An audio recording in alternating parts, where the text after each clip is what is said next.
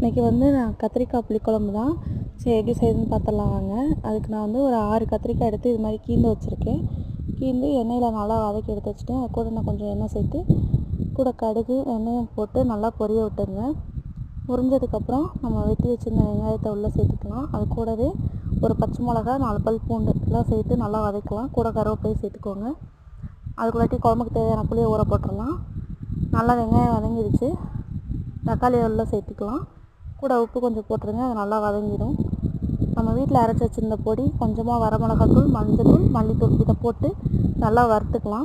எண்ணெய் பிரிஞ்சு வந்ததுக்கப்புறம் நம்ம கரைச்சி வச்சுருந்த புளியை உள்ளே சேர்த்து கொதிக்க விட்டுடலாம். அது நல்லா கொதித்து வந்ததுக்கப்புறம் கடைசியாக நம்ம வந்து கத்திரிக்காயை உள்ளே சேர்த்துக்கலாம். ஏன்னா ஆல்ரெடி நம்ம எண்ணெயில் வதக்குறதுனால கத்திரிக்காய் நல்லா வெந்திருக்கும். கடைசியை சேர்த்துட்டு ஒரு 5 நிமிஷத்துக்கு அப்புறம் நீங்கள் வந்து குழம்பு இறக்கி வச்சிடலாம். குழம்பு டேஸ்ட்டாக இருக்கும். இந்த மாதிரி செஞ்சு பார்த்துட்டு எப்படி இருக்குன்னு கமெண்ட்டில் சொல்லுங்கள். நம்ம சேனலை